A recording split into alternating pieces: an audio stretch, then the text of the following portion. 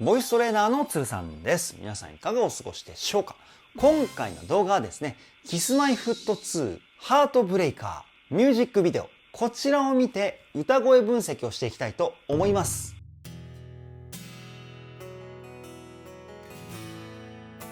つるさんのボーカルルーム。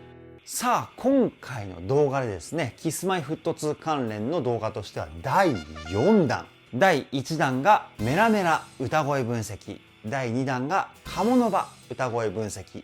第3弾が ADDICT ライブバージョンのリアクション動画。そして今回が第4弾ということでハートブレイカー。非常に楽しみにしておりました。そして歌声分析していったわけですけれども、いや、今回はですね、また新たな Kiss-My-Foot2 の魅力をですね、発見することができました。さすがに3本も Kiss-My-Foot2 の動画を見て歌声分析をしたりリアクションをしてある程度 Kiss-My-Foot2 の声の魅力について把握できたかなっていうふうに思っていたんですけれども、全然甘かったですね。今回はですね、Kiss-My-Foot2 の歌声の表現の幅広さ、ここにびっくりしました。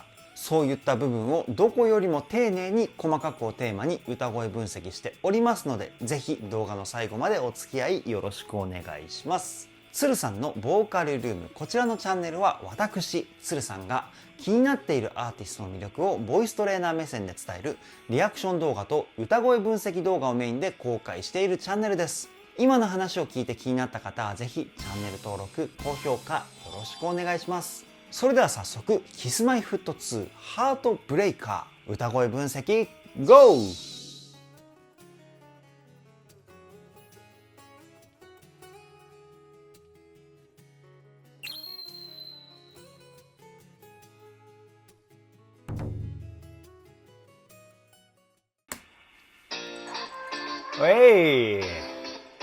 かっこいい。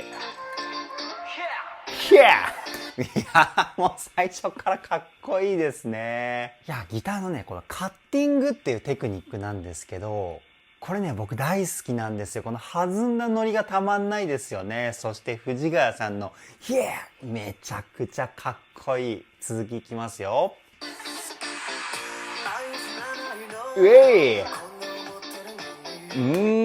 今回の藤ヶ谷さんの声めちゃくちゃ色っぽいですね。声の男らしさを作り出す肺の中の空間、胸腔共鳴、そして声にですね、色気だったり、声質をコントロールするところで重要な鼻の中の空間、鼻腔共鳴、この2つをうまく使ったセクシーな歌声ですよね。もう一回聞いてみましょう。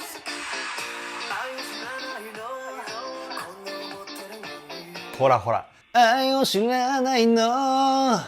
こんな感じの声かな、僕がやるとね。もっと藤ヶ谷さんの声は色気がたっぷりな感じですけど、もう一回聞いてみましょ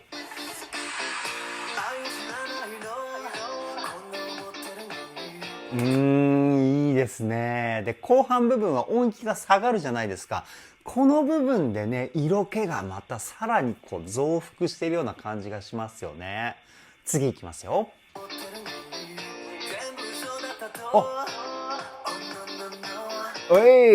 で、ここで少し声質が鋭くなったようなニュアンスがあったと思います。これ何が変化したかっていうと、声を飛ばす方向をですね、前方向に切り替えたんですよね。声っていうのは前方向に飛ばすイメージが強ければ強いほど力強い声になります。で、自分の顔をですね、分度器としてイメージした時に、後ろ方向に向かって声を出すイメージで歌うと柔らかくて優しい声になるんですよ。おそらく藤ヶ谷さんは今言った声を出す方向をですね、変えることによって声質をコントロールしてるんじゃないかなっていうふうに推測します。もう一回聞いてみましょう。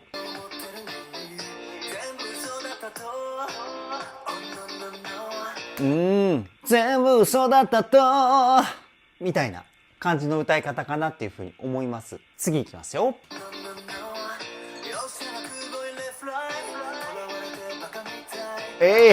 かっこいいね。そして藤ヶ谷さんパートたっぷりありますね。藤ヶ谷さん推しの方たまんないんじゃないですか、ここのパート。で、今の歌い方はですね、さっき声質が鋭くなったって言った時の声と同じ感じの声をチョイスしてるかなっていうふうに思います。もう一回聞いてみましょう。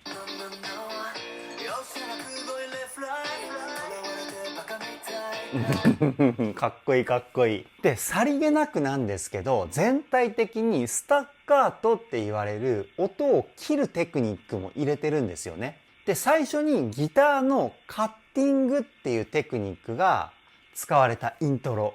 その時にこう弾んだニュアンスがみたいな話をしたと思うんですけど、その今バックで流れてるギターのノリとスタッカートを使った藤ヶ谷さんの歌のノリがですね、めちゃくちゃいい感じで絡んでるんですよ。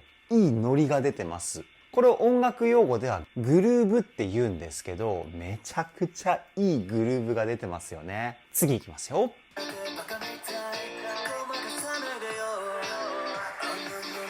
ああ、いいね。あーみたいな最後のフレーズのところの最初にこのあーってこうガラガラって音入ってましたよね。これはですね、エッジボイスって言われる、ここにね、仮声帯って言われる器官があるんですよ。で、そのガラガラって音はこっから出てるんですけど、咳払いをするときに出る音ですね。この音です。この音をフレーズの頭に入れることによって、こう切ないようなね、感情が表現されるわけですよ。もう一回聞いてみましょう。ほら、あーなななみたいな。めちゃくちゃかっこいいですよね。次は千賀くんかな？いきますよ。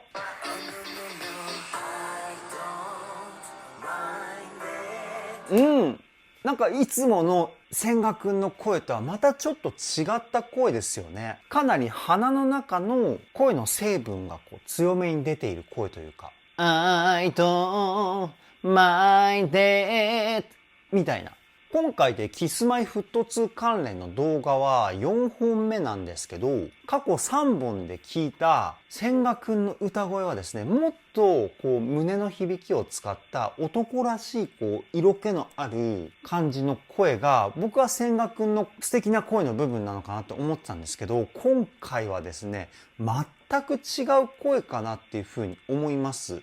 鼻を中心に使ってるので、すごくこう個性的な雰囲気のする歌声に仕上がってますよね。それでいて全体的にこう甘いというかね。もう一回聞いてみましょう。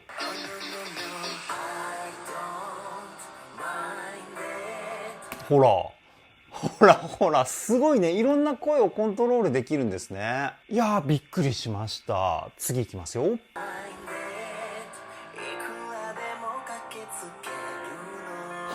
ほらすごいね。いくらでも駆けつけるのに。こんな感じかな。最初にね、千賀くんもエッジボイス使ってましたよね。で、今僕が千賀くんの声を聞いて、体の使い方を近づけた声の出し方はですね、もう7割ぐらい鼻なんですよね。いくらでも、みたいな。ちょっと鼻声のニュアンスを感じれるぐらい、鼻に声を入れたイメージ。これがポイントになるかなっていうふうに思います。で、残りは2割が胸、1割が口っていう感じかな。こんな感じの歌声バランスかなっていうふうに思います。次いきますよ。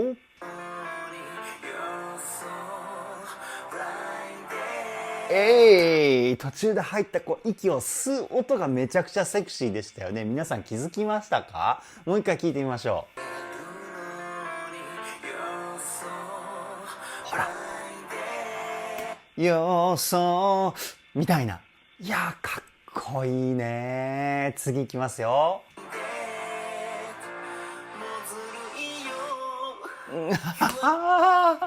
いいね。最後ね、語尾処理。語尾処理ってフレーズの最後の音の扱い方のことを語尾処理って言うんですけど、すごくこう泣きそうな感情が込められた一音っていうかね。もう一回聞いてみましょ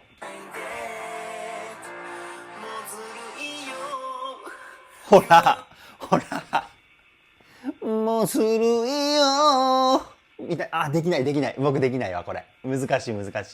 いやー、これね、最高にいいですね。で、ここからサビが来んのかな？ブレイクが来ましたもんね。行ってみましょう。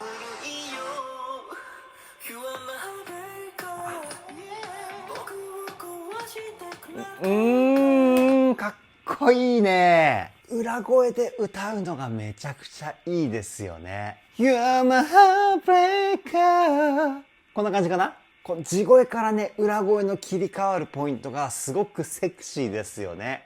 で、このね、R&B な感じが僕はね、ものすごく好きですね。で、この玉森くんの声なんですけど、口の中の口腔共鳴って言われるところがメインの歌声になってます。裏声の時になると、今度口と鼻、この2つが中心の歌声に切り替わるんですけど、で、裏声のところでなぜ鼻に入れたかっていうと、鼻に入れることによって裏声の色気がこうね、増幅するんですよね。今回のハートブレイカーは、やっぱりそういうセクシーな路線な雰囲気なのかな？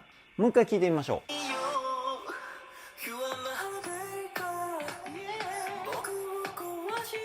いいね。僕をみたいな感じで、ここでもね、エッジボイス使ってますよね。続きいきますよ。何か来そうだ、これは。この雰囲気はここから盛り上がるのかな？どうなんだろう。続き聞いてみましょう。いきますよ。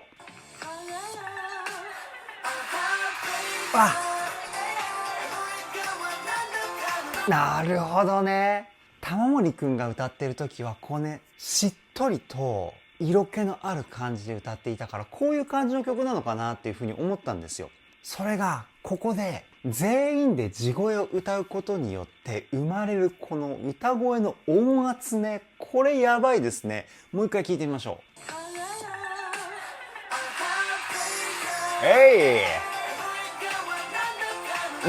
これはかっこいいね。そしてね、高いね。めちゃくちゃ音域が高いです、ここのパート。あの笑顔はあなたの。高いね。ちなみに今これ僕が歌った声はミックスボイスってやつで、地声と裏声の中間の声なんですけど、おそらくね、Kiss-My-Fut2 のメンバー全員ここのパートはですね、ミックスボイスを使ってます。これね、すごい難しいテクニックで、僕これできるようになるまでね、6年ぐらいかかったんですよね。すっごい難しくて、苦労したテクニックなんですけどね。Kiss-My-Fut2 のメンバーはね、全員これができるっていうね、素晴らしいですね。次いきますよ。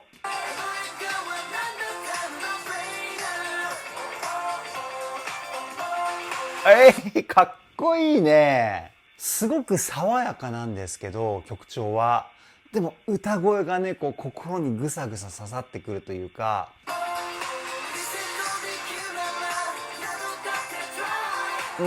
かっこいいね。なんか、今思ったんですけど、K-POP アイドルみたいな感じの楽曲かなっていうふうに思います。なんか日本のアイドルシーンで聴いてきた楽曲とはまた一味違うのかなっていうふうに思って、僕ね結構 K-POP 大好きなんですよ。で K-POP のアイドルっていうのは1日8時間練習するって言ったら、どんなに忙しくても8時間練習するような感じなんですよね、どの事務所も。その分やっぱり K-POP っていう音楽シーンはものすごくレベルが高いんですけど、もう今やね、世界の K-POP って言われる時代ですから、やっぱそう言われるぐらいの練習量っていうのをやってるんですけど、Kiss-My-Fut2 のレベルの高さって、それと遜色ないぐらいだと思うんですよね。曲の雰囲気を最大限に活かせるには、やっぱりそれ相応の歌の実力っていうのがないと、絶対にそのかっこよさっていうのは引き出せないんですよ。だからおそらくなんですけど、Kiss-My-Fut2 も毎日8時間ぐらい練習してんじゃないかなっていうふうに思って、じゃないとこの実力は身につかないと思うんですよね。いや、これはね、僕のあくまで想像なんで、本当かどうかはわからないんですけど、何はともあれ、K-POP に負けてないですよ。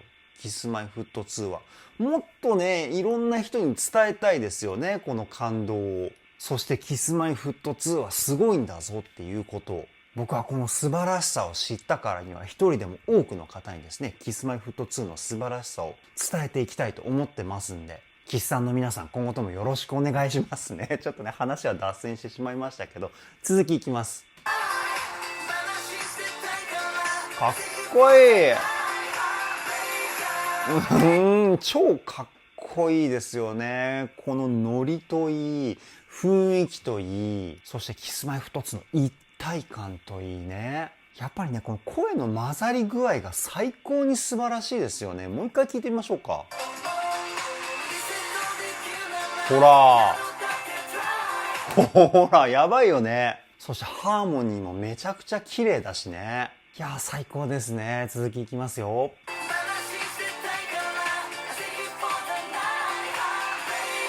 いやー、たまらないですね。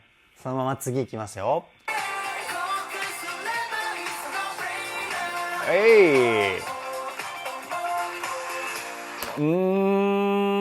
サビいいね。そして今ね、二階堂くんが見えてますけど、二階堂くんっていうことはラップが来んのかな？聞いていきましょう。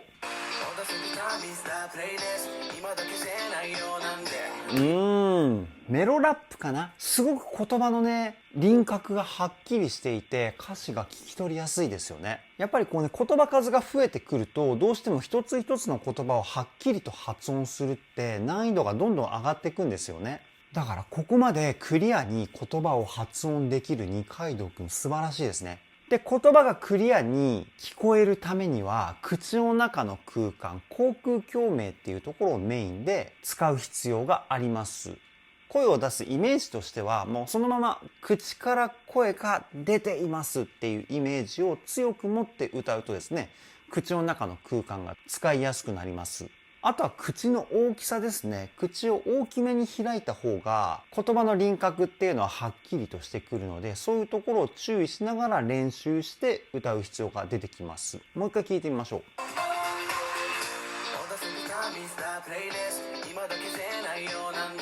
ほら、すごく言葉がはっきり聞こえますよね。素晴らしい、これは。続きいきますよ。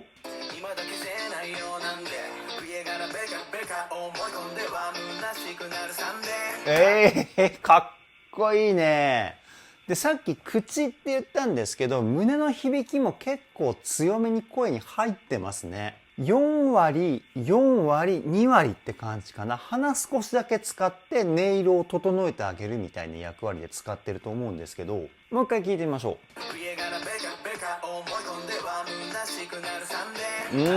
子音の発音もかなり強めに出しているので、言葉のアタック感も強くてかっこいいですよね。次いきますよ。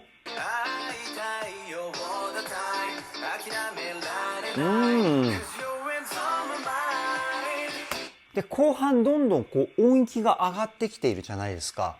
にもかかわらず、低いところと声質一緒ですよね。これ実はすごく難しいテクニックでですね、声の性質上、音域が高くなるとどうしても声って細くなりやすいんですよね。でも、音域が変わってもある程度声質変化をさせないっていうテクニックもあります。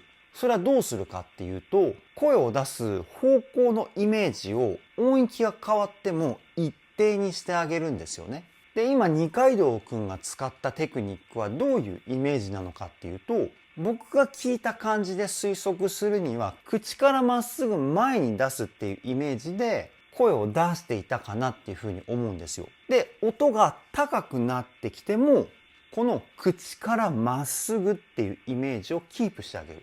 そうすることによって低い声の声質と高い声の声質がほぼ一緒になります。例えば、ララララ、この音域とララララ、音上がっても声変わってないですよね。多分二階堂くんが使っていた音域ってこのぐらいの広さだと思うんですけど、先ほど説明した口からまっすぐ前っていうイメージをですね、音が変わってもキープしてあげると、音が高くなっても低い時の声質と一緒の声が出せます。これもっと広いとやや変わってしまうんですけど、ただね、これはすごく難しいテクニックなんですよ。もう人間の声の性質上、高い声は声が細く、低い声は声が太くっていうのがもう自然に出来上がっちゃってるので、いわば癖ですよね。この癖的な部分を無視して歌わなきゃいけないんですよ。だからこれもですね、慣れるまで相当練習しないと習得できない技術なので、二階堂くんは素晴らしいですよね。次いきますよ。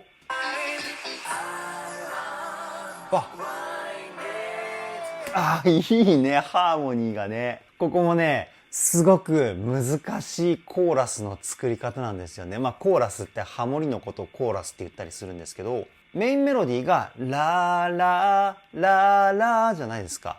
一般的なハモリの付け方っていうのは、このメインメロディーと一緒に音が高くなったらハモリも高くなる。メインメロディーが低くなったらハモリも低くなる。みたいな動き方をするんですけど、今のところはですね、メインメロディーがこう上昇音階に対してハモリがこう下降音階みたいな感じで、すごく複雑な動きをしていたんですよね。僕ね、こういうの大好き。もう一回聞いてみましょう。ほら。ほら。わいねーとか、最初のところは、メインメロディーと一緒にこう上がったんですけど、ハモリの方がこうフェイクで崩していくみたいなね。ちょっとね、ごめんなさい。テンション上がってめちゃくちゃ難しい説明をしちゃってますね。これはね、すごいですね。次いきますよ。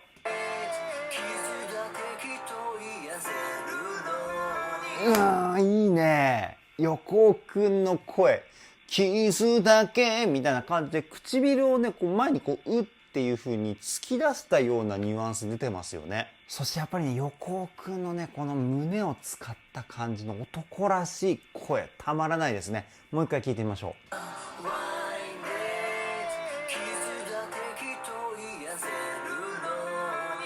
キスだけきっと癒せるのにみたいな、なんかちょっとこう拗ねてるみたいな感じのね、声質っていう感じがして、人間にあふれるね、感情が声から漂ってくる。これ素晴らしいですね。次いきますよ。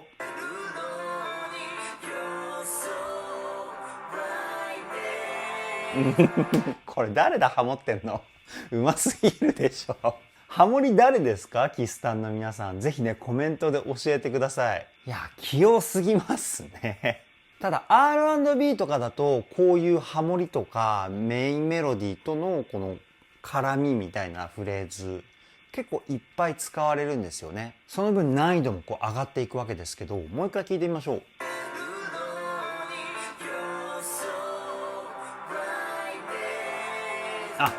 なるほどね。横尾くんがあえてストレートに歌っているのに対して上で千賀くんがハモってんのか。なるほど。いやー、この絡みいいですね。いや、もう僕大好きです。ここのポイント。次いきますよ。いや、今ね、ワンフレーズだけでしたけど、すいません、止めてしまって。横尾くんのですね、この鼻を中心に使った声、僕初めて聞いたかもしれないですね。すごく魅力的な歌声。もう一回聞いてみましょう。ほら。いやー、この辺とか特に鼻声のニュアンスをちょっと感じれるぐらい、鼻腔共鳴の声質使ってますよね。本当にね、悲しいって思ってるような歌声に聞こえて、僕はね、今ちょっとね、うるっときました。次いきますよ。綺麗な声。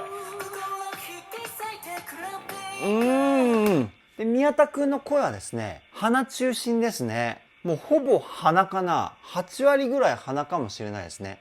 You're my heartbreaker。こんな感じの声の出し方かな。僕はね、すごく難しいです。宮田くんの声の出し方は。めちゃくちゃ高いのに、ふわっと出してるじゃないですか。これね、僕苦手なんですよね。努力家の宮田くんだからこそ手に入れることのできた歌声なんじゃないかなっていうふうに僕はね、思います。もう一回聞いてみましょう。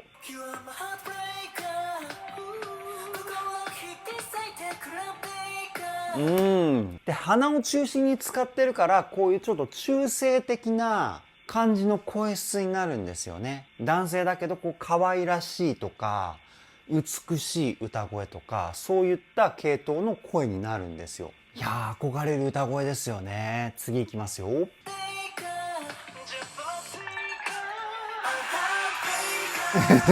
そうそうそう。ここのね全員で歌い出すところがねやっぱりたまらないですよね。ドカーンと何かがね爆発したかのようなこうかっこよさありますよね。もう一回聞いてみましょう。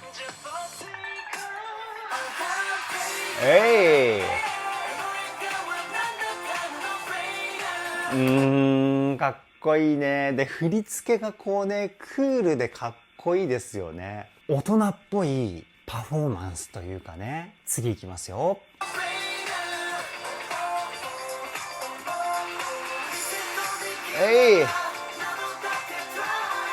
ここもね好きです。このサビの後半っていうんですか、爽やかな曲調に爽やかなメロディー、そしてねハーモニーも爽やかですよね。もう一回聞いてみましょう。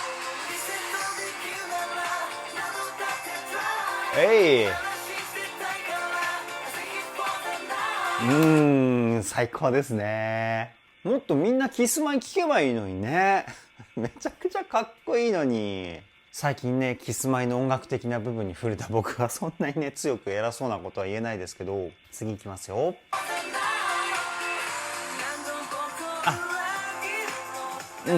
なんかね C メロの玉森くんって感じ。僕の中で C メロなんか玉森くん歌うこと多いですよね。でここの声はですねいつも玉森くんは口中心の歌声なんですけど鼻使ってますよね。で結構僕の中の分析結果では玉森くんって激しい声を使う時は口中心でこう柔らかめっていうか優しいっていうかこうしっとりした感じの声を使う時は鼻を使うんじゃないかなっていうふうに思っていて、今のところは、割とアップテンポなんですけど鼻を使った柔らかい声をチョイスして歌ってますよね。もう一回聞いてみましょう。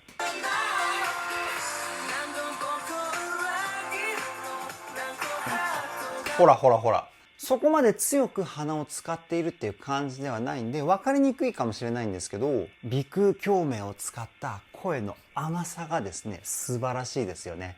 次いきますよ。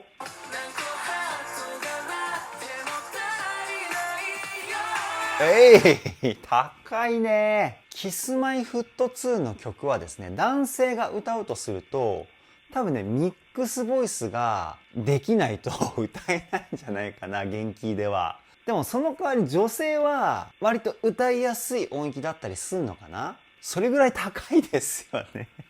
次いきますよ。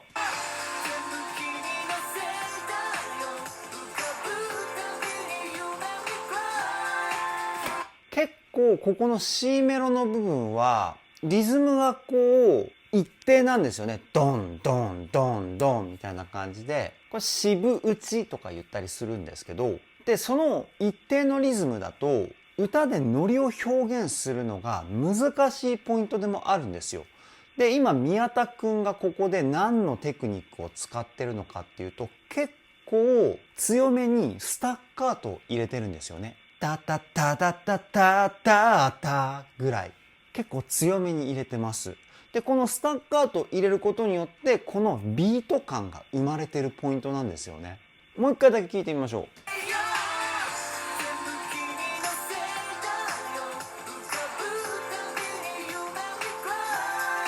全部君のぐらい切ってましたよね。そう、これぐらい音を切らないとこのノリが出ないポイントなんですよね。いや逆にこのポイントでこのテクニックを使ってる宮田くんがすごいんですけど、いや歌の知識が豊富ですね。次いきますよ。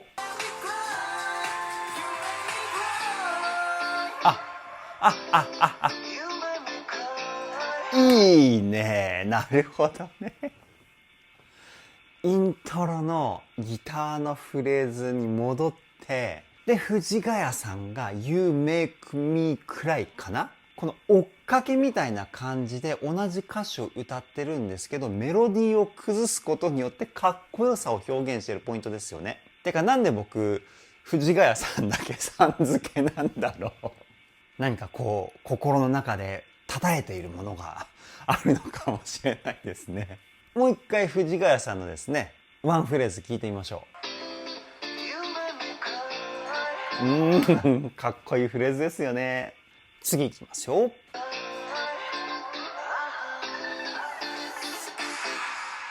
お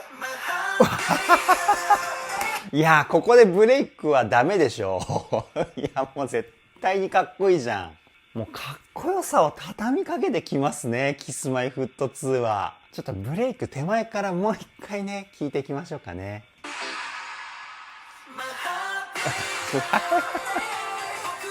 あ、かっこいいね。もうメロディーの作り方はやっぱりあれですね。R&B をこうモチーフにしたようなボーカルアレンジになってますね。こうメインメロディーが流れている上でこうね、うっすらフェイクが流れているみたいな。フェイク歌ってるのは多分千賀くんですよね。いやー、最後の大サビかっこいいな。続きいきますよ。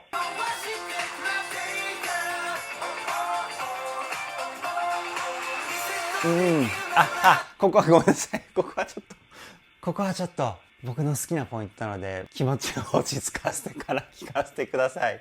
いやー、かっこいいね。やっぱりかっこいい。もうこの動画でかっこいいって僕何回言ってるんだろうね。いや、キスタンの皆さんのおすすめ曲は素晴らしいですね。じゃあ僕のお気に入りポイントの頭からちょっと流していきたいと思います。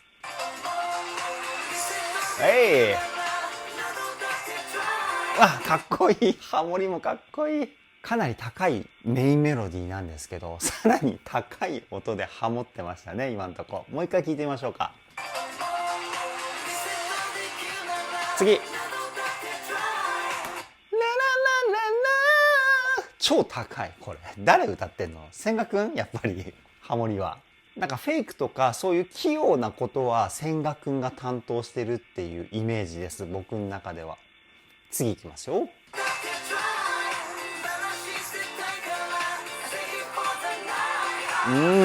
今んとこもかっこいいしね。やっぱりこういう風に1番とか2番で使っていないようなハモリを入れることによって最後のサビの特別感っていうのを感じれますよね。もう一回今のハモリのとこ聞いてみましょう。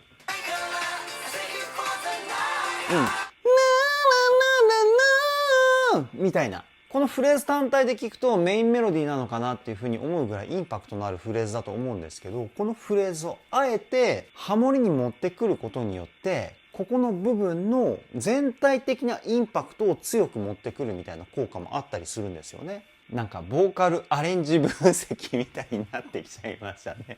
ごめんなさい。次いきますよ。すごいね。今気づきましたか？なんかハモリも入ってフェイクも入ってみたいな、こうメロディーを歌ってるパートがですね3種類今ありましたよ。もう一回聞いてみましょう。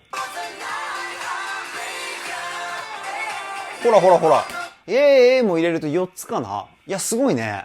これ全員違うフレーズ歌うポイントとかも出てきたりすんのかな。続き聞いてみましょう。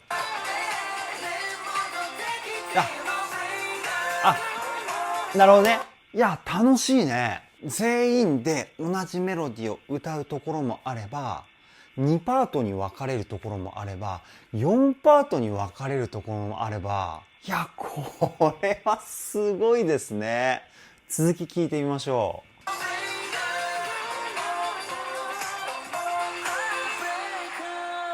う。なるほどね。ここから静かになって玉森くんがサビ歌うわけか。じゃあ玉森くんの歌い出しから聞いていってみましょうか。柔らかい。なんかちょっと声加工入ってるポイントですね。こうなんかラジオボイスみたいな。これ音楽用語ではディストーションって言うんですよね。よくロック系の曲の歌詞でディストーションって言葉使ってるアーティストさんいるんで、もしかしたらこのディストーションっていうワードには聞いたことある方いるかもしれないんですけど、この人工的にビリビリしたような質感を出すような加工っていうかね。もう一回聞いてみましょう。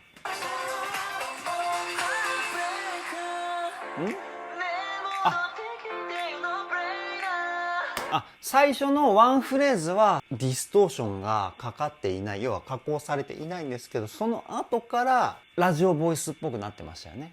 歌い始めのフレーズでインパクトをガーンって持ってきておいてのサプライズみたいな意味合いでこのディストーションを使ったのかな。次いきますよ。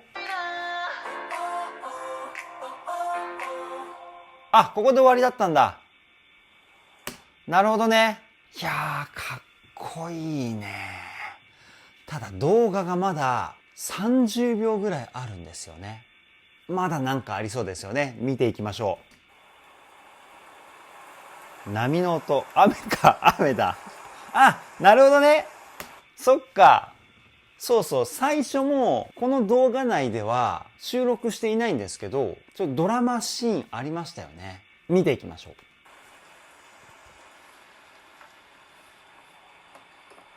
あ、なるほどね。ハートブレイカーにこう、心を傷つけられた玉森くんかな、ここは。続きいきますよ。車から降りて。あ、ここで終わっちゃうのかな。そんな感じかな。ぽいね。なるほど。いやー、ものすごい楽曲でしたね。以上、キスマイフット2ハートブレイカー歌声分析はここで終了です。キスさんの皆さん、今回もリクエストありがとうございます。ものすごい楽曲ですね。で、いい曲なのはもちろんなんですけど、キスマイフット2のメンバー一人一人の歌声のバリエーションの広さ、今回はですね、ここに驚きました。少しはキスマイフット2の歌の魅力知ることができたかなっていうふうに思っていたんですけど、全然甘かったですね。まだまだ多分僕がね、知らない魅力たっぷりあると思うんですよ。なのでこれからもキスマイフット2の分析動画に関しては定期的にですね、公開していきますので、キスタンの皆様ぜひ今後ともよろしくお願いします。そしてキスタンの皆さんのですね、キスマイフット2の楽曲の中でのおすすめの一曲、ぜひコメントで教えていただけたらなというふうに思います。その中でコメントの多かった楽曲に関してはですね、皆様からのリクエストとして歌声分析動画公開していきたいと思いますので、ぜひよろしくお願いします。それでは今回の動画はここで終わりです。動画の内容を気に入ってくださった方はチャンネル登録、高評価よろしくお願いします。ではでは、ボイストレーナーのつるさんでした。